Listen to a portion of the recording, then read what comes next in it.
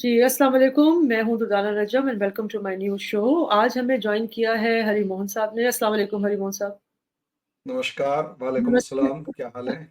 मैं ठीक-ठाक, आप ठीक-ठाक हैं? बस बहुत बढ़िया, थैंक यू। मुझे बड़ा अच्छा लगता है आपके साथ डिस्कस करना।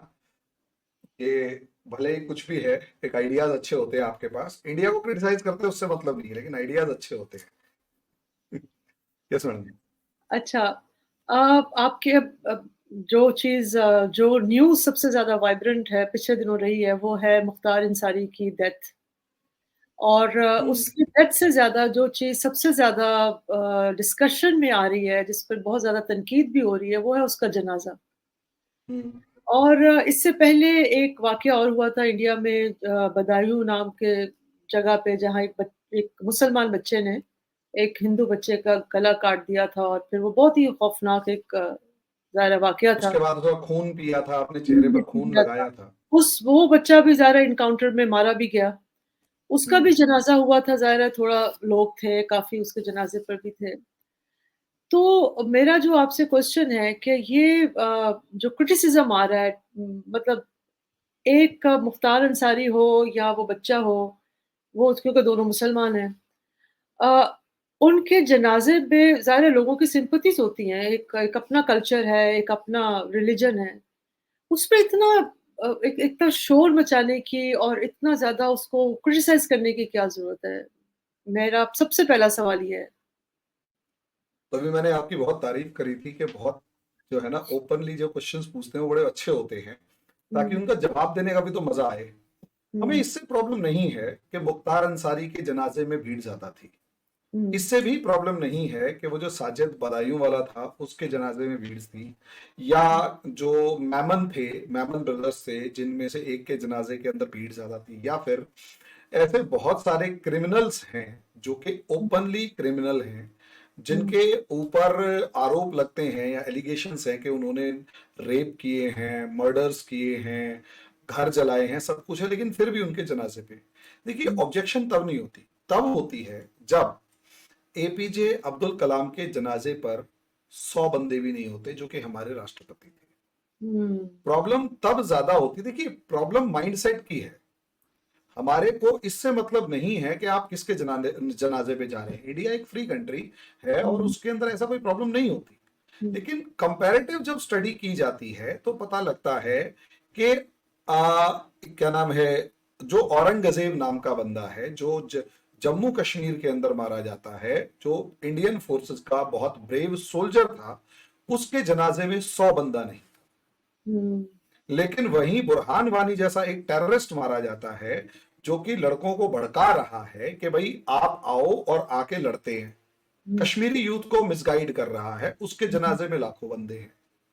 इसी तरीके से मुख्तार अंसारी के जनाजे के अंदर जो है, मुख्तार अंसारी जिसके ऊपर हुँ, एलिगेशंस ये हैं कि भाई उसने हिंदू मुस्लिम राइट्स करवाए, मऊ नाम की जगह के ऊपर दंगे करवाए, और हुँ, क्योंकि उसके फेवर की गवर्नमेंट थी तो आर्मी वालों को, जो वहां पर पैरामिलिट्री फोर्सेस होती हैं, उन पैरामिलिट्री फोर्सेस के साथ बाकायदा इसकी रिकॉर्डिंग है, वीडियो रिकॉर्डिंग है, जीप पे चढ़ के पैरामिलिट्री फोर्सेस को ले जाके हुँ, हिंदू घरों के ऊपर गोलियां चलवाई। हजारों हुँ, हिंदू जो थे वहां उनको मरवा दिया। सैकड़ों, hundreds of Hindus were brutally massacred by this personality. हुँ, उसके बाद अगर आप देखोगे, हमारे एक सांसद सिटिंग एमपी होते थे, हुँ, कृष्णानंद राय, हुँ, उनके काफिले को घेर कर AK-47 की हुँ, 2500 से ज्यादा गोलियां वहां मिलती हैं जहां पर उनको मारा जाता है। जो हुँ, आज यूपी का योगी आदित्यनाथ है, इसके ऊपर अटैक करवाने वाला ये क्या नाम है, मुख्तार अंसारी, तो ये कोई बहुत ही अच्छा होली होली स्पिरिट तो था नहीं। एक he was just a criminal. और हुँ, ऐसा क्रिमिनल जो कि मतलब, अच्छा ये, अच्छा चलो, एक तो मुख्तार अंसारी क्रिमिनल था, ये मैंने आपको बता दिया। अभी थोड़े हुँ, दिन पहले जो था, जो एक और मारा गया था, मेरे को उसका नाम अभी थोड़ा सा स्किप कर रहा है, आ जाएगा, लखनऊ का जाना माना गुंडा था, ठीक है। अच्छा। उसको हुँ, दो हिंदूज ने, वो मतलब वो भी क्रिमिनल था, और उसको दो हिंदूज ने गोली मार दी थी। उसके जनाजे को आप देख लीजिए, उसकी वाइफ आज भी भागी हुई है। आपको पता है दुर्दाना जी, जी, वो इस तरीके का था, वो और उसके दोस्त जो एनकाउंटर में मारे गए, लखनऊ की सड़कों पे किसी टाइम पर हम्म, मार्केट से चलती हुई लेडीज को उठाकर ले जाना और भरी भरी सड़क के ऊपर उसका रेप कर देने में उन्हें कोई दिक्कत नहीं थी। अच्छा, उसके जनाजे में भीड़ उमड़ रही है, हम्म, उसके जनाजे के अंदर भीड़ आ रही है। उसके बेटों के ऊपर एलिगेशन है कि मुस्लिम जो लड़कियां थी, जो कि हम्म, मदरसा, जो बोर्डिंग मदरसा था, मतलब लड़कियां मदरसे में ही रहती थी, वहां हम्म, से 5 गरीब लड़कियों को उठाया जाता है, ओपनली रेप किया जाता है और उसके बाद उनको फेंक दिया जाता है मार के। और जब मामला उठता है, उछलता है, तो उस बंदे के उसमें क्या नाम है, 5 रिक्शे वालों को पकड़ के मार दिया जाता है कि इन्होंने रेप किया था। हम्म, देखिए, प्रॉब्लम उस माइंडसेट से है कि आप क्रिमिनल को क्रिमिनल तो माने। हम्म, माइंडसेट ये अगर दिखाई दे रहा है कि गवर्नमेंट जो करेगी, क्योंकि ये बीजेपी गवर्नमेंट है या कोई सी भी गवर्नमेंट हुई, लेकिन ये हम्म, मुसलमान था, अब मुसलमान अच्छा था बुरा था, ये चीज साइडलाइन हो जाती है, हम्म, ये बिल्कुल साइडलाइन हो जाती है। सिर्फ इस चीज से मैटर करता है, ये हमें 4 टुकड़े फेंक देता था जिसे हम उठा लेते थे, हम्म, या हम कोई गुंडई करते थे तो क्या ये मुख्तार अंसारी जाके थाने से हमें छुड़वा लेता था, या फिर हमारे घर में इलेक्शन से पहले कुछ चीजें टुकड़े फेंक के चला जाता था, या हम्म, फिर हमारा मौलाना या मस्जिद के अंदर वो कुछ पैसे दान करके या जकात देकर कुछ खाना वाना खिला देता था, और हमारे कम्युनिटी के वॉरियर की फॉर्म में खड़ा हुआ नजर आता था जो इस्टेब्लिशमेंट के साथ लड़ाई करता था। हम्म, आप ये देखिए, क्या वो इंडियन गवर्नमेंट, मतलब इंडियन लॉ को मान रहा है? तो आंसर है नहीं। वो सांसद को मार रहा है, वो यूपी के मुख्यमंत्री आज जो हैं उनके हम्म, काफिले को रोक देता है, उनके ऊपर अटैक करवाता है। मैं ये ये- नहीं कह रहा कि उसको जेल में, वो अपनी नेचुरल डेथ मरा है, कार्डियक अरेस्ट उसको हुआ है, हमारे यहाँ पोस्टमार्टम में दिखाया गया है, मतलब पोस्टमार्टम हुआ, और जो पोस्टमार्टम हुआ उस पोस्टमार्टम में भी पोस्टमार्टम करने वाले 2 डॉक्टर्स, ये जो मुख्तार अंसारी मरा, इसके घर के 2 बंदे खड़े हुए हैं, इसकी पार्टी के बंदे खड़े हुए हैं, एक्सपर्ट की ये जो टीम लेके गए हैं वो खड़े हुए हैं, और उन्होंने दिखाया कि कार्डियक अरेस्ट हुआ है। हम्म, आप तब भी नहीं मान रहे, तब भी उसे मुद्दा बना रही है, और उसके बाद लाखों लोगों की भीड़ क्रिमिनल की उसमें आ रही है। नहीं, आप अब एपीजे अब्दुल कलाम की उसमें आई है, हमें कोई प्रॉब्लम नहीं है। जो बिस्मिल्लाह खान एक्सपायर होते हैं, जिन्होंने लाल किले के ऊपर पहली बार शहनाई बजाई थी हिंदुस्तान आजाद होने के बाद, आप उसके जनाजे पे जाओ ना, हमें क्या प्रॉब्लम है?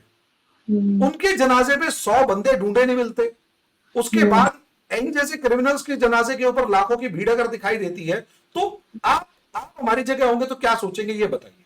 यस। देखिए, मेरा अब आपसे सवाल ये है, देखिए उसकी जो शोहरत है, वो एक किस्म का रॉबिन हुड बना हुआ था, क्योंकि उसके जो इर्द-गिर्द के लोग हैं, हमारे यहाँ भी ऐसा होता है, बहुत बदमाश है, मैं लाहौर में भी मैं आपको बताती हूँ, 1-2 बदमाश ऐसे थे, वो पहलवान थे, वो बदमाश बन गए थे। मैं ज़रा पंजाबी लैंग्वेज ज़रा ब बात आई कर कैन रही हूँ, अंडरस्टैंड पंजाबी वो मैम, देयर इज नो बदमाश बन प्रॉब्लम। गए, तो ठीक है वो बदमाश हो गए थे और उनका तरीकाकार ये था, यतीमों की मदद करना, बेवाओं को पैसे देना, इधर-उधर उन्होंने नेकी के बहुत सारे खाते खोले हुए थे और जब वो लोग यहाँ भी मरे और उनकी जब हम भी यहाँ उनके जनाज़ों पे देखते थे, तो औरतें आ रही हैं, रो रही हैं कि जी बहुत अच्छा बंदा था, इसने हमारी मदद की, इसने ये किया, इसने वो किया और एक भीड़ जमा हुई थी। मुख्तार अंसारी को भी जो उसके इमीडिएट लोग थे, उसकी कॉन्स्टिट्यूएंसी कह लें या जो उसके मुस्लिम कम्युनिटी कह लें, अब यहाँ मेरे 2 सवाल हैं। एक तो वो रॉबिन हुड था, लोग उसको मसीहा कहते थे क्योंकि वो उनकी मदद-इमदाद करता होगा जिस तरह भी ज़ाहिर है कुछ ना कुछ तो उसका एक होगा ना, क्रेडेंशियल्स हो गए, उसका कोई कैपिटल होगा, जिसने अभी हम आपकी बात पे वो आएँगे कि जी एक क्रिमिनल है, उसको एंडोर्स कर रहे हैं, उसपे अभी हम बाद में करते हैं बात कि भई वो क्या माइंडसेट होगा।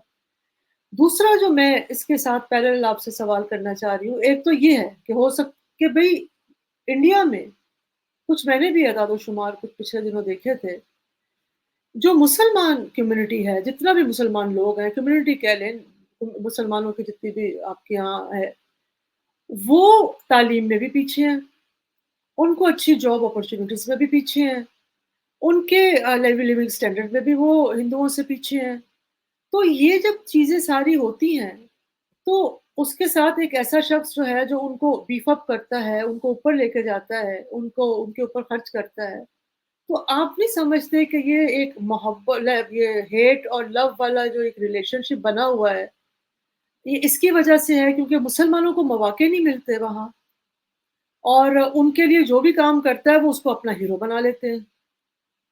और जो मैडम आपने जाकर हिंदुओं के साथ खड़ा हो जाता है, उनके लिए ज़्यादा नहीं करता, तो उसको वो नहीं करवाते इतना ज़्यादा, उसके लिए उनके दिल में कोई बात नहीं होती। मैडम आपने बहुत एक जबरदस्त सा क्वेश्चन पूछा जिसके अंदर आप हो सकता है उसके इंटेंट में ही इंडिया के ऊपर एक एलिगेशन लगा गए कि इंडिया के अंदर मुसलमान जो है वो पिछड़ा है और वो जी। बेचारा है और उसको कोई रॉबिनहुड टाइप के अंदर एक पर्सनैलिटी मिल जाए। तो हुँ, पहला सवाल तो मेरा यही है, इंडिया का ही मुसलमान पीछे है या दुनिया का मुसलमान पीछे है दुनिया में? First question. हुँ।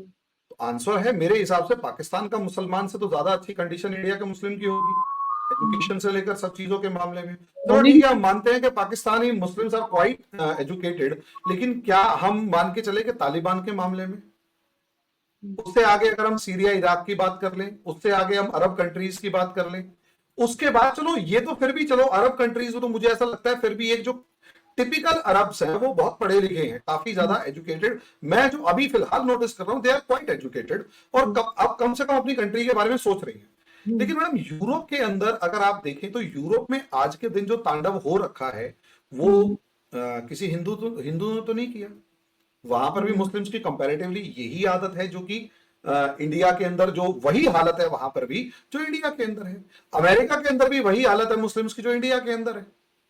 और इतना छोड़िए बांग्लादेश के मुस्लिम्स की भी कंपैरेटिवली वही हालात हालात है हुँ, जो इंडिया के मुस्लिम्स की हालात हुँ, है। तो सवाल ये है कि क्या हमारे को सिर्फ इंडिया के मुस्लिम्स को देखना चाहिए या पूरी दुनिया के? तो मैं देखूंगा सिर्फ इंडिया वाले मुस्लिम्स को, जी। लेकिन रेफरेंस में लूंगा पूरी दुनिया के मुस्लिम्स का। हुँ, हुँ, प्रॉब्लम ये आ रही है कि पूरी दुनिया के मुस्लिम्स के अंदर एक चीज जो हमेशा से प्रॉब्लमेटिक है वो ये आपके यहां पर भी है हमारे यहां पर भी है, हुँ, वो ये है और कि पूरी की पूरी मुस्लिम कम्युनिटी कभी भी न्यू सिस्टम को मान ही नहीं रही। मेरे दोस्त से बात हो रही थी, बहुत अच्छे लेवल पे हुँ, है, हुँ, एक ए क्लास ऑफिसर है हुँ, और आईएएस ऑफिसर है और इस टाइम पर ज्वाइंट कमिश्नर पोस्ट पर पहुंचा हुआ है और हुँ, अगले 15 साल में आपको वो किसी ना किसी सेक्रेटरी लेवल की पोस्ट पर मिलेगा। मेरी उससे खूब हुँ, बात होती है। हुँ, उससे एक बार बात हो रही तो पता है क्या कहता है, कहता है यार तुम मुसलमानों को समझ क्यों नहीं रहे? मुसलमानों के साथ प्रॉब्लम ये नहीं है कि उन्हें डेवलपमेंट करनी है नहीं करनी, उनके साथ प्रॉब्लम ये है which law you are following and which law they want to follow. तुम उन्हें फ्रीडम ऑफ रिलीजन दे रहे हो तो वो तब तक फ्रीडम ऑफ रिलीजन का क्वेश्चन होगा जब तक उन्हें वो फ्रीडम नहीं मिलेगी। हुँ, जिस दिन फ्रीडम मिल जाएगी उसके बाद सेकंड उनकी डिमांड होगी what law they are going to follow, that must be शरिया और हदीस एंड ऑल। हुँ, तो वहां से प्रॉब्लम ये शुरू होती है और उसको समझाने वाला कौन है? उसको समझाने वाला है ये मौलाना जो भी आपकी क्लर्जी क्लास है। और ये हुँ, जो क्लर्जी क्लास है ना, असलियत में हिंदू ना सिर्फ हिंदुस्तान पूरी दुनिया में मुसलमानों की बर्बादी की जड़ ये हुँ, क्लर्जी क्लास है, जिसे पॉसिबली खुद ना तो अरबी पढ़नी आ रही और शायद इसे प्रॉफिट के इस्लाम के बारे में भी नहीं पता कि उस टाइम पर इस्लाम क्या था। वो बस अपने हिसाब से उल्टे सीधे इंटरप्रिटेशन देकर हमारे को यहां मतलब दुनिया को बताते रहते हैं जी कि हूरे यहां हैं और 72 हूरे हैं और इस तरीके के कपड़े पहनती हैं। वो आप ही के यहाँ के एक मौलाना शोर मचा रहे होते हैं 72 हुए, और उसने हमारे और इस पूरे के पूरे साउथ एशिया के मुसलमानों को इतना कंफ्यूज किया हुआ है कि आदमी अब एजुकेशन या किताब की तरफ देख ही नहीं रहा, वो देख रहा है ऊपर की तरफ पूरे हैं कि दिखाई दे जाए कोई। तो नहीं फर्ज प्रॉब्लम, अब मुझे एक बात बताइए, अपॉर्चुनिटी एजुकेशन, अच्छा मैं आपसे एक क्वेश्चन पूछता हूं, हमारी कंट्री में कोई भी exam, entrance exam government job का हुँ, इंग्लिश में होता है, हुँ, आप मानेंगे? हुँ, उसको भी छोड़िए, इंग्लिश के साथ उसे आपको हिंदी और उर्दू ट्रांसलेशन भी मिलेगी, हुँ, ठीक है, लेकिन पढ़ के वो आ रहा है अरेबिक। भैया मेरे देश की लैंग्वेज नहीं है अरेबिक, उसे उर्दू भी ढंग से पढ़नी नहीं आ रही, वो पढ़ के आ रहा है अरेबिक। अच्छा और मजे की बात, उसे अरेबिक जो टर्म्स है उसके मतलब ही समझ में नहीं आ रहे। जैसे आपके वहां वो लड़की ने कुछ हलवा लिखा हुआ था उसकी ड्रेस के ऊपर, वो कलेश हो गया क्योंकि उन्हें पढ़ना वो समझ में नहीं आया लिखा क्या, बस अरबी में कुछ लिखा है और हो सकता है वो कुरान की आयत तो इसलिए पकड़ के पीट दिया। और मौलाना को भी नहीं पता कि उसकी ड्रेस पे क्या लिखा हुआ है, मौलाना भी कह रहे बेटा माफी मांग ले। और जबकि और मजे की बात, वो ड्रेस सऊदी अरेबिया से खरीद के लाई थी वो लड़की। तो ये जो जाहिलियत है जिसे आप कह रहे हो, ये सब जगह है। हमारे यहाँ गवर्नमेंट जॉब का जो भी एग्जाम होता है वो इंग्लिश में होता है या फिर उसकी ट्रांसलेटेड वर्जन में होता है। यहां मुसलमान अंग्रेजी पढ़ता ही नहीं। अब पढ़ेगा ही नहीं तो कौन सी गवर्नमेंट जॉब में दिखेगा। अब मजे की बात सुनिए, यहां पर मदरसा एजुकेशन अलाउड है, हमारे यहां मदरसा अलाउड है। एंड आई कैन चैलेंज, जितने पाकिस्तान में बड़े और नंबर में मदरसा नहीं होंगे जितने हमारे यहाँ है। अब प्रॉब्लम यही है ना, पूरी मुस्लिम कम्युनिटी को आपने मदरसे के अंदर समेट कर रख लिया, उसे सिर्फ कहा कि अरेबिक रट लो, क्या लिखा है वो मत समझो, समझो ही मत, उसे रट लो। और उसके बाद अब लड़का पूछता मैं अरेबिक पढ़ के क्या करूंगा कि कुरान समझ में आ जाएगी, कुरान रट ले, आयतें रट ली, ठीक है, मतलब समझ में आया नहीं, मतलब कौन बता रहा है, मौलाना, जिसे शायद खुद ही नहीं पता कि मतलब क्या है, चलो ठीक है। असलियत में जेन्युइनली अगर किसी को अरेबिक आती है ना, तो वो तो या तो वो नाजिया जैसी हैं जिन्हें आती है और वो बखियां देती है मौलानाओं की, और मौलाना डिबेट छोड़ के भाग जाते हैं, या फिर वो रिजवान अहमद, डॉक्टर रिजवान अहमद को छोड़ के क्यों भाग जाते हैं, वो भी तो वही आयतें पढ़ पढ़ के और कुरान की आयतें पढ़ पढ़ के और हदीसें पढ़ पढ़ के मौलाना से 4 सवाल पूछते हैं, मौलाना भाग जाते हैं। डॉक्टर रिजवान अहमद यहाँ पे अच्छे खासे जानकार हैं, इस्लामिक स्कॉलर हैं, वो भाग जाते हैं उनको देख देख के। मौलाना लॉयर है, वकील है, वो बहुत जेन्युइन सी बात कहते हैं, वो भाग जाते हैं मौलाना। अच्छा, मामला यही होता है कि असलियत में एजुकेशन यहां पर कुरान और हदीस के अरेबिक में दी जा रही है और एंट्रेंस एग्जाम हो रहा है इंग्लिश में, ठीक है। तो कैसे रिप्रेजेंट, अच्छा, कांग्रेस गवर्नमेंट जो थी सबसे ज्यादा अच्छी मुसलमान पता है किसे मानते हैं, कांग्रेस गवर्नमेंट, क्योंकि कांग्रेस गवर्नमेंट बहुत अच्छी थी। वो पता है क्या करती थी कांग्रेस गवर्नमेंट, आप मानेंगे दुर्दाना जी, कांग्रेस ने आज तक हिंदुस्तान में सारे मुसलमानों को धोखा दिया। ना सिर्फ कांग्रेस ने, सभी पार्टियों ने धोखा दिया जो मुसलमान के नाम की राजनीति करते हैं। हमारे यहां पर इन पार्टियों ने मुसलमानों को वोट बैंक से ऊपर कभी माना ही नहीं। यहां इस कॉन्स्टिट्युएंसी में इतना % वोट है और इस बंदे को खड़ा करो और या फिर उसको रिश्वत दो, वोट खरीद लो, काम खत्म। उसके बाद क्या करो, मौलाना से जाके कह दो भाई तूने जो करना है कर, मुझे मतलब नहीं है, बस हमें वोट मिलना चाहिए और ये शोर नहीं मचाने चाहिए। मौलाना कहता है ओके डन, मौलाना इनकी वो क्या कहते हैं डील फिक्स करता है, काम ही खत्म। अब इसको समझिए, ठीक है। अब एक चीज, अब ये मदरसा एजुकेशन के लिए क्या हुआ, उनको उनके हाल पे छोड़ दिया। अब उसके बाद प्रॉब्लम यही है ना, अपॉर्चुनिटी कहां, 4 क्लास नहीं पढ़ते बच्चे यहां पर मुसलमान जो हैं, 4 क्लास, उसके बाद क्या करेंगे, रेडी लगा लेंगे, पंचर की दुकान खोल लेंगे, छोटे मोटे काम करेंगे, प्लम्बिंग वगैरह का काम करेंगे, 2-4 जो है ठीक थोड़ा सा बोलना चालना ठीक लिख लेंगे, तो वो हो सकता है क्या नाम है, जिम में ट्रेनर बन जाए, कुछ बन जाए। अब आप उसके बाद कह रहे हैं जी अपॉर्चुनिटीज हैं, लेकिन प्रॉब्लम ये है व्हाइट कॉलर जॉब में अपॉर्चुनिटी नहीं है, तो इसलिए लगता है कि वो नहीं है, खा पी तो वो भी रहा है। आपको एक एग्जांपल देता हूं, मेरे घर का लॉक खराब हो गया, ठीक है, मेरे को लॉक का काम ढूंढने वाला, मेरे को ढूंढना था कि कोई ताले वाला मिल जाए, चाबी बनाने वाला। एक छोटा सा बोर्ड टांग रखा है पेड़ के नीचे, शकील ताले चाबी वाला, ठीक है, और उसके नीचे अपना फोन नंबर लिखा हुआ है। उस पूरे एरिया में सबको पता है ताला चाबी वाला कहां है।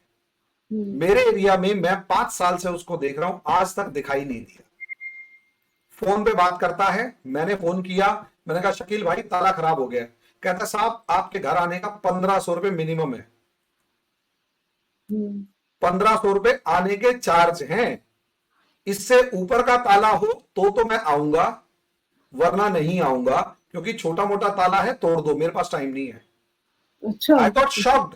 इन्वेस्टमेंट क्या है उसका। अब ये जो एम्प्लॉयमेंट है हमारे हिसाब से वो 30,000 to 45,000 rupees per month minimum कमा रहा है, सिर्फ एक छोटा सा बोर्ड टांग के, और हर बंदे को पता है वो वहां पर बैठा हुआ है और फोन पर बात हो रही है, घर में पड़ा हुआ है। दिन में एक कॉल भी अटेंड करके ढंग से चला गया, क्योंकि ताले तो खराब होते रहते हैं। अब उसे एम्प्लॉयमेंट गिनेंगे या नहीं गिनेंगे?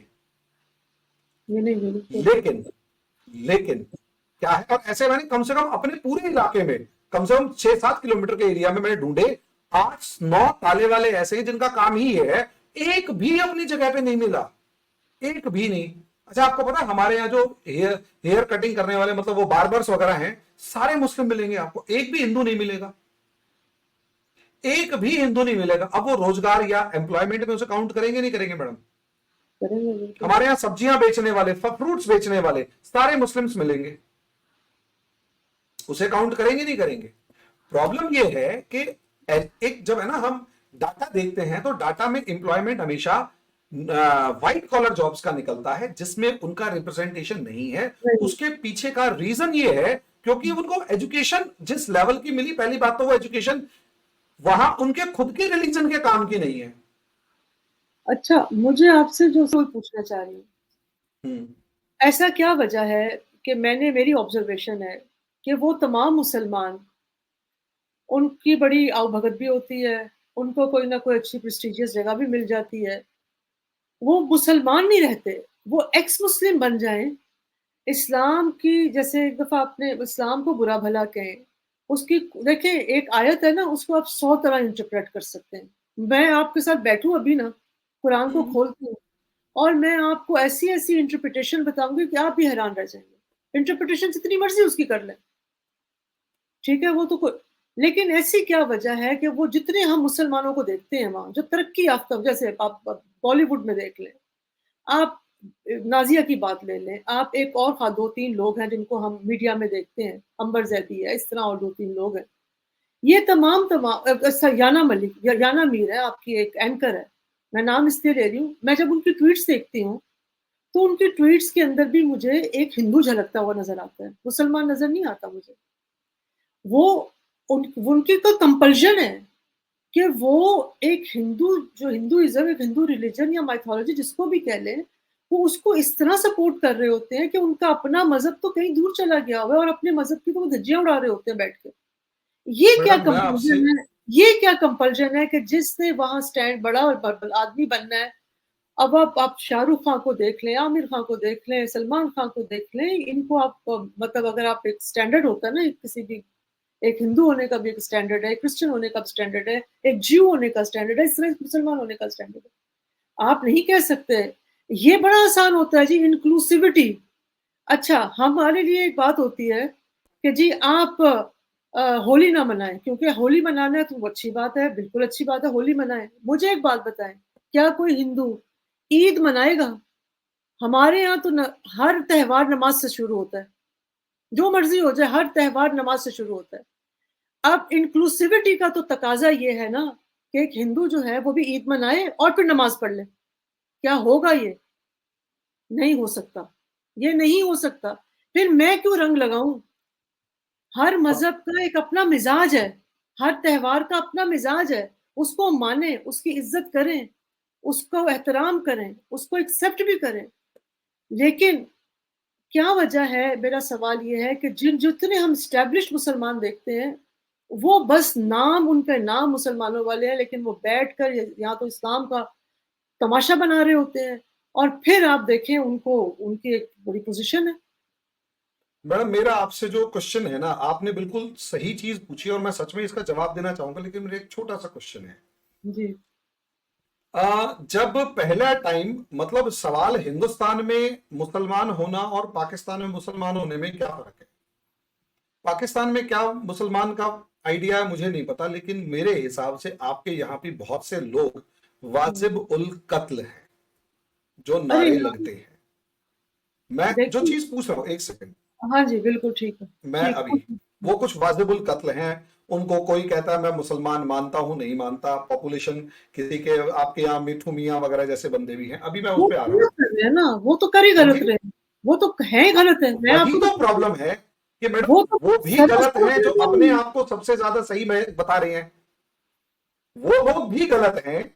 आपके लिए मिठू मियाँ गलत है, लेकिन मिठू बिल्कुल मियाँ गलत है। से पूछकर देखिए वो, उसके लिए इस्लाम की कितनी अच्छी डेफिनेशन है। आप ही की यहाँ का एक मौलाना नहीं, इंडिया का एक मौलाना कहता है कि एक हिंदू से इतना वास्ता रखो जितना एक टट्टी के डब्बे से रखते हैं। I am sorry using the bad word, लेकिन वो ये मौलाना तो ने यूज किया। बहुत ही और ये फजूल जो बात वर्ड है, ये तो मेरी एक हिंदू की मैडम, मैं आपको वीडियो दिखा सकता हूँ ऐसे। ये वो मौलाना गलत बैठे हुए हैं जो कह वो रहे हैं। गलत है, वो गलत आदमी है, गलत है, वो अब कोई फिर मौलाना नहीं, सही क्या है पहले ये बताइए। बिल्कुल गलत। तो सही क्या है? मौलाना ही गलत बता रहा है, मौलाना ने ही मुसलमान को कंफ्यूज कर दिया है। मौलाना कह रहा है कि मुसलमान से दूरी रखो, मौलाना कह रहा है कि लव जिहाद करो, मौलाना कह रहा है कि अगर कोई 100 रेप करके आ गया है क्योंकि उसने हिंदू लड़की का रेप किया है तो वो हिंदू लड़की का साथ रेप नहीं है, और वो लेकिन मौलाना आप कह रहा है। तो हम सही मेरे किसे माने? मेरे सवाल का जवाब आपने दिया नहीं, मैंने मैं तो कुछ उसी और सवाल पे आ रहा हूं मैडम, मैं उसी सवाल पे आ रहा हूं।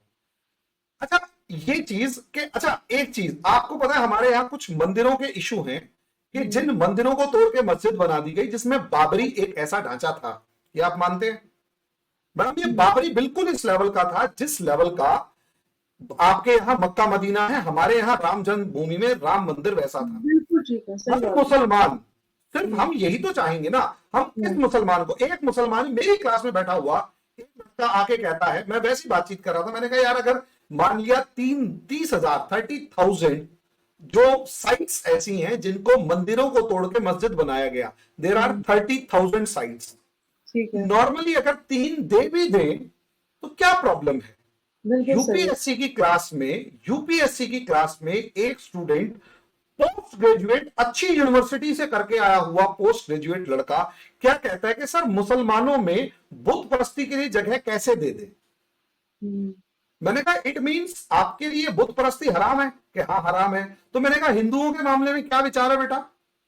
हम्म, अब उसे पता था जो वो बोलेगा वो बैकफायर करेगा, इसलिए वो हम्म, टाइट लिप्ड हो गया।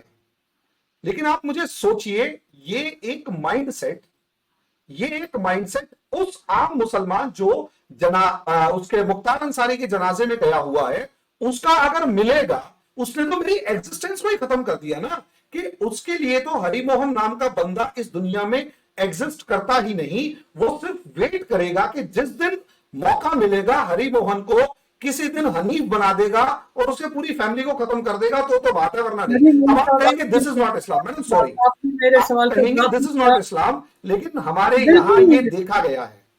आपने मुझे जवाब नहीं दिया कि क्या वजह है कि एक मुसलमान को एक्स मुस्लिम बनना पड़ता है, उसी पे आ कहा रहा हूं, उसी पे आ रहा हूं। तो ऑब्वियस सी बात है, इतनी ज्यादा रेडिकलाइज्ड मुस्लिम्स के बीच में अगर एक मुसलमान खड़ा होके कहता है भाई हमारी नजर में तू भी सही मैं भी सही, इतना कहने वाला कि तू भी सही और मैं भी सही, कमियां मेरे वालों में है मैं उनको क्रिटिसाइज करूंगा, और जो तेरे वालों में उन्हें तू क्रिटिसाइज कर। मैडम वो हमारे वालों को भी हम भी हम भी हिंदुइज्म, मैं ब्राह्मण फैमिली से बिलोंग करता हूं, मैं हिंदुइज्म को ओपनली क्रिटिसाइज करता हूं। तो इसका मतलब ये थोड़ा ना मैं हिंदू नहीं रह गया या मैं उस क्राइटेरिया में हिंदू नहीं रह गया जो कि किसी रेडिकल ने डिसाइड कर रखा है। प्रॉब्लम इज आपके लिए क्राइटेरिया वो है जो एक्सट्रीमली रेडिकलाइज्ड बंदा है, वो जो बताएगा वो इस्लाम या वो मुसलमान है। हमारे लिए वो बंदा, हम उसको गले लगाते हुए देर नहीं लगाते, हमारे नाम नहीं, हम सिर्फ इतना कहते भाई हमें एग्जिस्ट करता है कि हाँ करता हूं, काम खत्म। अब उसमें आकर एक पीड़ित बंदा या वो बंदा जो अपनी बात सही कह रहा है और वो उन मौलानाओं को क्रिटिसाइज कर रहा है, इस्लाम को क्रिटिसाइज नहीं कर रहा, मौलानाओं को क्रिटिसाइज कर रहा है कि हाउ यू आर इंटरप्रिटिंग। और मैडम अभी आपने ही कहा सारा खेल इंटरप्रिटेशन का है, जो भी जी, आपके यहाँ फिरके बने हुए सारे इंटरप्रिटेशन के हैं। जब बिल्कुल ऐसे ही। मौलानाओं को क्रिटिसाइज वो कर रहा है, आप खुद सोच कर देखिए, वो बंदे अगर मौलानाओं को क्रिटिसाइज कर रहे हैं तो मैडम वो अपने धर्म को, हम तो जानते नहीं कि अरबी में क्या है, हमारी तरफ से वो मुझे गाली नहीं बक रहा, काम खत्म। हम्म, अब एक मौलाना ओपनली, मैडम यहां एक वो है शोएब जमेई, ओपनली कहता है, ओपनली, कि हिंदू घर में ब्याही मुसलमान लड़की हराम और हिंदू से पैदा हुआ बच्चा हराम। ओपन टीवी डिबेट में कहता है शोएब जमाई, ओपन टीवी डिबेट में, कि हिंदू से पैदा हुआ बच्चा हराम, और हम चुपचाप बैठे बैठे देख रहे हैं। मैडम मैं कौन से वाले मुसलमान को सपोर्ट करूं, मुझे बताइए जरा। मैं उस मुसलमान को सपोर्ट करूं जो कम से कम मुझे हरामी तो नहीं समझ रहा। प्रॉब्लम यह है और आप उसे जैसे देख रहे हैं कि क्या कारण है कि मैडम एक्स मुस्लिम बंदे, मेरे लिए वो रिफॉर्म कर रहा है, मेरे अच्छा, लिए वो एक, नहीं नहीं, अब आप उसे रिफॉर्म माने ना माने, मेरे लिए तो साफ सी बात है, मुझे वो एक हमारे लिबरल फॉर्म एक ऑफ इस्लाम की बात कर रहा है, काम खत्म। अच्छा, और अगर रही बात हमारे मैडम होली की, मैडम होली की, पूजा करने को कभी किसी को नहीं कहा। आपको शायद होली के बारे में पता ही नहीं है। होली मैं में यही बात कर रही एक हूँ। दिन पहले असली, जिसकी बात आप रंग लगाने की कह रहे हैं, उसे कहते हैं दुलहंडी। रंग लगाना वो होली है ही नहीं, वो है दुलहंडी। होली होती है उससे एक दिन पहले की पूजा, और वो टिपिकली परिवार और कम्युनिटी की पूजा होती है। उसमें तो किसी आउटसाइडर को वैसे भी अलाउड नहीं करते। अब रंग लगा रहे हैं, धुलंडी में क्या होता है, किसान की फसल पक गई है, वो खुश है, और सर्दी खत्म हो गई है, गर्मी आ रही है, तो थोड़ा गुलाल उड़ा लेता है, थोड़ा बहुत पानी फेंक लेता है, उसका धर्म से कोई लेना देना ही नहीं है। अब आप कहते हो ये तो तुम पानी भी फेंक रहे हो, ये भी धर्म है, तो मैडम किसी को पता ही नहीं है, तो मैं क्या कर सकता हूं? मैंने तो ये अब बात आप ही कह नहीं रहे हैं ईद, की। मैडम आप कह रहे हैं ईद, मुझे हम्म, कोई प्रॉब्लम नहीं है, मुझे कोई प्रॉब्लम नहीं है। आप ही हेजिटेट करेंगे राम राम या अस्सलाम वालेकुम, मतलब राम राम नमस्कार कहने में। और ये आप तो फिर भी पाकिस्तान में बैठे हुए हैं, मैं श्रीनगर पढ़ाने गया था, ठीक है, श्रीनगर। अब सामने मेरे को कोई प्रॉब्लम नहीं है वालेकुम अस्सलाम कहने में, किसी भी चीज में, क्योंकि माइंडसेट ओपन है, मैं सब, मेरे हर तरीके के दोस्त हैं। लेकिन मेरी एक आदत है, मैं टेस्ट जरूर करता हूं कि सामने वाला का माइंडसेट क्या है। श्रीनगर पढ़ाने गया, इंस्टीट्यूट में अच्छा खासा ठीक ठाक इंस्टीट्यूट, क्लास लेने के लिए गया एंड ऑल, मैं चला गया। सर वालेकुम अस्सलाम, वालेकुम अस्सलाम। मैंने एक दिन कहा भाई नमस्ते, सलीम भाई नमस्कार। उसने कोई जवाब नहीं दिया। मैंने कहा ठीक है सलीम भाई नमस्कार। उसने फिर कोई जवाब नहीं दिया। तीसरी बार जब मैंने बोला कि सर आपको पता है ना हम नहीं बोल सकते, मैंने कहा आज के बाद नमस्कार बोलूंगा, सुनेगा तो ठीक है, नहीं तो गेट लॉस्ट। मैडम एक बात बताइए, आप हम्म, उम्मीद करते हैं कि मैं वालेकुम अस्सलाम बोलूं, आप नमस्कार क्यों नहीं कर सकते? क्योंकि वो हिंदू है या हिंदू संस्कृति में है। अच्छा है। प्रॉब्लम ये है, एक रिजेक्टिंग माइंडसेट है, उस नहीं है। माइंडसेट की लड़ाई है। और जहां वो मुख्तार अंसारी की जनाजे में गए हैं, वो उसको हम्म, रिप्रेजेंट कर रहा है कि देखो इससे कोई फर्क नहीं पड़ता कि उसने रेप किए, मर्डर किए, कोई फर्क नहीं पड़ता, ही वॉज अ क्रिमिनल, लेकिन उसने हिंदुओं को मारा, इसलिए वो हमारा हीरो था। तो मैडम इस बंदे को तो कभी एक्सेप्ट नहीं करेंगे, ये हमारे सच। बाप दादाओं ने किए होंगे, हम नहीं करेंगे। मैं आपको एक बात बताऊं, मैं जिस मजहब को इस्लाम को जानती हूँ ना, क्योंकि टाइम भी बहुत हो रहा है, बस आप मैं ये बात थोड़ी सी सुन लें। मैं जिस इस्लाम को जानती हूँ ना, उसमें इस किस्म की क्रिमिनल माइंडसेट की कोई गुंजाइश नहीं है। ये लोग जो कर रहे हैं, हम तो खुद तंग हैं कि जो मौलवी का इस्लाम है ना, ये इस्लाम नहीं है, ये वो इस्लाम नहीं है जिसको हमें फॉलो करने के लिए कहा गया। ये मौलवी का इस्लाम है। ये मौलवी ने जिस तरह से पाकिस्तान में भी हम तो सारा वक्त रोते हैं कि मौलवियों ने जो है वो एक मुल्क को छोड़े पूरे मजहब की शक्ल बिगाड़ के रख दी है। अब मैं आपको एक लतीफ़ा सुनाती हूँ। मैं एक वीडियो देख रही थी, हमारे यहाँ के एक वो पता नहीं मदनी कोई है, ग्रुप बना हुआ है, हरी पगड़ी पहनते हैं वो लोग। अब वो कहते हैं कि जी जिस लड़के की शादी नहीं हो रही ना, तो वो मस्जिद में झाड़ू लगाए उसकी शादी हो जाएगी। अरे भाई क्या किस दुनिया में आप बैठे हुए हैं? फिर आपने अभी एक केस देखा होगा, वो एक सोडोमाइज़ का जो मदरसों में बहुत ज़्यादा होता है। मतलब कि ये इसको आप मज़हब कहते हैं, इसको आप इस्लाम, और फिर उसको हमारे इतने सारे मौलवी हज़रात वहाँ गए, उसको छुड़ा के लेकर आए। बड़ा धूम-धाम से उसको दूल्हा बना के लेकर आए, एक क्रिमिनल को। वो भी एक क्रिमिनल है। हमारे यहाँ बहुत सारे जो जो फ़िरके बने हुए हैं, जिन्होंने शिया-सुन्नी फ़साद करवा-करवा के पूरे मुल्क का कबाड़ा निकाल दिया। उनकी जब मौत होती है या वो जब आप आपको नहीं पता वो इलेक्शनों में खड़े होते हैं, उनको हार पहनाए जाते हैं। हमने कई दफ़ा इस बात पे लिखा है, एक कि भई आप पॉलिटिक्स में उनको इन्वॉल्व करते हैं, जो इतने हाई प्रोफ़ाइल क्रिमिनल्स होते हैं। तो बात ये है कि जो मौलवी का इस्लाम है ना, वो तो इस्लाम है ही नहीं। अब तो ख़ैर इतना ज़्यादा मतलब यहाँ ना टाइम है, ना कुछ कहने की, लेकिन मैं सिर्फ़ इतनी बात कहूँगी कि कोई भी मज़हब हो दुनिया में, मैंने कंपैरेटिव रिलिजन जो थोड़ा बहुत पढ़ा था, कोई भी मज़हब हो उसमें हमें बुद्धिज़्म भी पढ़ाया, जैनिज़्म भी पढ़ाया गया था, हिंदुइज़्म भी पढ़ाया गया था, अहमदिया वालों का भी बताया था, ये मज़हब नहीं, जो शिया है वो सेक्ट है, वो तो ख़ैर उसके बाद हमें और सारे, लेकिन किसी मज़हब में भी ऐसी कोई चीज़ नहीं है कि जो आपको ये बताए कि आपने वायलेंस करना है। हमारे यहाँ हमारे कुछ कुरान के कुछ पारे हैं, उनको लेकर अरे वो तो जंग की, वो तो जंग अब 20 साल अमेरिका ने ईंट से ईंट बजा दी अफ़गानिस्तान की। आप तो कोई नहीं कहता कि अमेरिका जालिम है, जाबिर है। ना उनका की वजह थी बेचारों की, ना वो वहाँ तो उसामा बिन लादेन था। वो अफ़गानी तो शामिल भी नहीं थे। वो जो 2-3 सिपारे हैं, वो तो जंगों के ऊपर हैं। जंग में तो भई मार-पिटाई होगी, जंग में तो लोग एक-दूसरे का गला काटेंगे। जंग तो नाम ही इस चीज़ का है। मैडम लेकिन मैं उसको इसमें बेस एक चीज जो जोड़ना बना एक चीज़ चाहूंगा। है, कोई मज़हब भी जो है वो मुझे तो उस दिन एक जिनका अभी हम ज़िक्र कर रहे थे, कि कहते हैं कि जी बहुत से लोगों का मैं सुनती हूँ, कि जी कुरान में तो कोई ऐसी आयत ही नहीं है जो आपको मोहब्बत सिखाती है। ऐसा अरे यार! आप खुदा का खौफ करें, किसी का भी खौफ कर लें, राम जी का खौफ करें, ऐसा हो नहीं सकता। कोई मज़हब आपको सिखा ही नहीं सकता। लेकिन अब मजबूरी ये है, मैं आप हम लोग चूँकि अब बहुत टीवी देखते हैं और इंडियन टीवी बहुत ज़्यादा देखते हैं।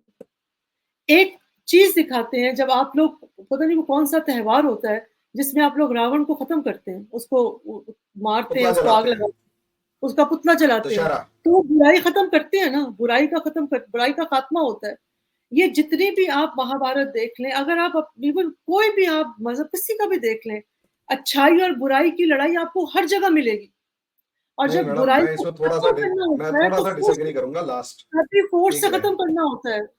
आपने खुद मैं मुझे आपको बताया कि डिसएग्री करूंगा थोड़ा सा। 2 मिनट। हुँ, अब लंबा हो गया प्रोग्राम, कोई बात नहीं, 1 मिनट मुझे और दीजिए। देखिए हुँ, मैडम, आज के दिन खासकर मेरे से अगर पूछे, मैं आपका वाला जो बात है ये शुरू से यही सुनते हुए बड़ा हुआ हूं। और आज तक मैं इस एज से कुछ टाइम पहले तक, अगर आप देखेंगे 5-7 साल पहले तक, मैं इस चीज को बहुत स्ट्रांगली बिलीव करता था कि हाँ यार, all religion are same and all. नहीं, फर्क क्या है? रिलीजन को आपके रिलीजियस टेक्स्ट रिप्रेजेंट नहीं कर रहे, उसको रिप्रेजेंट कर रहे हैं उसके इंटरप्रेट करने वाले जो स्कॉलर्स हैं वो। एग्रीड। वो स्कॉलर्स असलियत में ट्रांसफर करते हैं उस इंटरप्रिटेशन को आप किसी अपनी कम्युनिटी के दिमाग में। और एग्रीड। वो जो कम्युनिटी बिहेव करेगी, रिलीजन वो है। वो नहीं है जो रिलीजियस टेक्स्ट में है। रिलीजन वो है जो उस टेक्स्ट को पढ़ के आम आदमी बिहेव कर रहा है। मेरी नजर में, आपकी नजर में क्या, मुझे उससे मतलब नहीं है। मेरी नजर में जो कि बाहर से खड़े होकर किसी भी पर्टिकुलर रिलीजन को देख रहा है। मैंने मुझे आपको नहीं पता what is Hinduism and what are Hindu religious text, लेकिन आपको यह पक्का पता है how Harimohan is behaving to you. क्या वो गंदी नजर से देख रहा है, वो बदतमीजी कर रहा है, वो मारकाट में। अब मैडम एक बात बताइए, मुख्तार जी, अंसारी के जनाजे में इतनी भीड़ आ जाती है, हिंदुओं का बड़े से बड़ा नेता मर जाता है तब इतनी भीड़ नहीं जाती? क्या रीजन है? अनपढ़ तो हमारे यहां भी है, गरीबी हमारे यहां भी है, और रॉबिन हुड तो हमारे यहां भी बहुत सारे हैं, भीड़ तो तब भी नहीं जाती लाखों करोड़ों के, लाखों की तादाद में। वो इसलिए क्योंकि मैडम प्रॉब्लम दूसरी है। प्रॉब्लम एक हेट्रेडनेस भी है, जिसमें एक हिंदू की एग्जिस्टेंस को ही नहीं माना जा रहा। वो आपकी कंट्री में भी है और वो मेरी कंट्री में भी है। फर्क इतना है, आपकी कंट्री में जो वो माइनॉरिटी में थे हिंदू, वो गायब हो चुके हैं। मेरी कंट्री में वो मेजॉरिटी में है और अब वो थोड़े से अग्रेसिव हो चुके हैं। वो लड़ अभी भी नहीं रहे हैं, अब वो बस अपनी बात मजबूती से रख रहे हैं। फर्क सिर्फ इतना है। और एक गवर्नमेंट है, एक पार्टी है जिसे वोट दे रहे हैं। पहले सिर्फ मुसलमान वोट बैंक होता था और हिंदू डिवाइडेड होता था। अब कुछ नहीं हुआ है, हिंदू वोट बैंक हो गया है, क्योंकि पूरी दुनिया के अंदर जो मारकाट देखी, चाहे वो हम यूरोप में देख रहे हैं, चाहे हम कहीं पर भी देख रहे हैं, रीजन इज ओनली वन। और अगर एक ही कम्युनिटी है तो मैडम ऑब्वियस सी बात है, डर लगता है कि मेरे 10 साल बाद का मामला क्या होगा। और ये सबसे बड़ी प्रॉब्लम है, इस चीज को समझिए। आप उससे डिसएग्री कर सकते हैं, मुझे नहीं, उससे नहीं, सच में कोई फर्क नहीं पड़ता, आपकी लेकिन बात एक फर्क है। और वो मैडम यही है, मोदी की एक बात है जो आज तक दिमाग में खटकती है। माना हर मुसलमान टेररिस्ट नहीं होता, लेकिन हर टेररिस्ट मुस्लिम क्यों निकल रहा है? वो एक बहुत सिंपल सी बात है, लेकिन उसने जो आम हिंदू के दिमाग में बात को खटकाई, वो ये कि हमारी एग्जिस्टेंस को नहीं माना जा रहा। ये आपकी लड़ाई नहीं है मैडम, मेरी लड़ाई है कि क्या मेरी एग्जिस्टेंस है। क्या मेरे घर की महिलाओं के, वुमेन्स के साथ अगर कोई मुसलमान आके रेप कर देता है तो क्या मौलवी उसको पनिश करेगा या रिवॉर्ड देगा? आंसर है रिवॉर्ड देगा। मैडम हमारी हिंदू लड़कियों को कन्वर्ट करवाने के रेट फिक्स है। ब्राह्मण की लड़की है तो 8 लाख रुपए मिलेंगे, राजपूत की लड़की है तो 5 लाख रुपए मिलेगी। ये आप मना कर रहे हैं, हमारे यहां ये मौलवी रेट फिक्स करते हैं। और इस चीज को कैसे डिनाई करेंगे जब इस चीज के proof in the form of videos निकल के आते हैं? और जो लड़का कई बार पकड़ा जाता तो मानता है। मैडम श्रद्धा जैसी लड़कियां जब फ्रिज में कटी हुई मिले ना 35 पीसेस में, 35 पीसेस में, तो मैडम डर तो लगता है, नहीं, ये तो खैर कोई क्योंकि ये उसके सामने आफ्ताब था। और ये एक नहीं मैडम, ऐसे बहुत सारे आफ्ताब मिलते हैं। चाहे आप आफ्ताब को देखेंगे, चाहे आप यहाँ साजिद को देखेंगे। अब आप उसे एग्री नहीं करें, वो डिसएग्री करते रहे, हम तो रियलिटी देख रहे हैं ना, कि चाहे वहां पर श्रद्धा कटी हुई मिली तो आफ्ताब था, यहां पर साजिद बच्चा कटा मिला, उसके खून को पी रहा है तो वो साजिद था। उस रिकॉर्ड को जब हिंदू से कंपेयर करेंगे तो पता लगता है हिंदू यहां है ही नहीं, हिंदू तो मर रहा है। अब आप उसे कहेंगे नहीं ऐसा नहीं है, तो मैडम मुझे इस्लाम से प्रॉब्लम नहीं है, उसको रिप्रेजेंट कौन कैसे कर रहा है, तो क्या वो सारे एक तरीके से निकल रहे, उससे प्रॉब्लम है। वो ठीक हो जाएंगे तो मुझे क्या दुश्मनी है किसी से, वो तो मेरी एक्सिस्टेंस नहीं मानेंगे तो मैं तो रिएक्ट तो करूंगा ना। और इस चीज को तो हम जस्टिफाई भी नहीं कर सकते कि नहीं आप तो मेरी एक्सिस्टेंस को नहीं मानेंगे, मेरे त्योहार को नहीं मानेंगे, मैंने जैसे विश किया उसे भी नहीं मानेंगे, लेकिन अगर मैंने नहीं किया तो आप कहेंगे no no no no you are intolerant. ये तो गलत बात है। नहीं, दिस इज आपके यहाँ नमस्कार कहना गलत है या अगेंस्ट द रिलीजन है, तो मेरे पास भी राइट है, मैं नहीं बोलूंगा। तो फिर आप मेरे बारे में क्या सोचेंगे वो बताइए। प्रॉब्लम ये है, नॉर्मल सोचना चाहिए। ये आप नॉर्मल सोचेंगे ना, उससे पूछ कर देखिए, वो नॉर्मल नहीं सोचेगा, वो कहेगा I am anti Muslim. No, तो वो एंटी हिंदू नहीं है। तो नहीं, वो एंटी हिंदू हो ही नहीं सकता ना, वो एंटी हिंदू नहीं है क्योंकि उसके रिलीजन में मना किया गया। रिलीजन ने नहीं, उसके मौलवी ने मना किया। मौलवी ने मना किया है तो वो कह रहा है मेरे रिलीजन में नहीं लिखा हुआ, वो मौलवी से बात करवा रहा है। अब वो रिलीजन मौलवी का मान रहा है या कुरान का मान रहा है मुझे नहीं पता, मेरे लिए तो वो जो बिहेव कर रहा है वो रिलीजन है और वो मेरी एग्जिस्टेंस को नकार रहा है। This is the main thing. चले, thank you so much Harimohan साहब, आपने बहुत ही डिटेल में चीजें बताई। कुछ रह गई हैं तशनगी, इंशाल्लाह कभी नेक्स्ट टाइम आपसे दोबारा बात करेंगे। जब मर्जी बुलाए मैडम, बिल्कुल। और ऑब्वियसली चीजें जो है वो बहुत उलझी हुई हैं। मैं जब सुन रही थी और मुझे अफसोस भी हो रहा था, बहुत उलझी हुई। ये पता नहीं ये, और मुझे तो लग रहा है कि हम समझते थे कि शायद पार्टीशन हो गई है तो वहाँ के मुसलमान अब मजलूम है, लेकिन यहाँ तो आपने एक और ही पिक्चर दे दी है कि वो उसी तरह के मुसलमान है। पहले भी प्रॉब्लम यही थी कि वो मॉडर्न तालीम नहीं हासिल करते थे। देखे ना, बहुत सारी तहरीकें चली, कायदे आजम ने भी कहा, सर सैयद अहमद खान ने भी कहा, बहुत सारे हमारे जो आए हैं लीडर्स, उन्होंने उन लोगों को कहा कि भाई अंग्रेजी सीखो, पढ़ो लिखो, ताकि आप लोग भी जो है वो आगे जाओ इनके साथ। उस वक्त भी ये मसला था, तो फिर इसका मतलब है कि वो गाड़ी तो वही रुकी हुई है।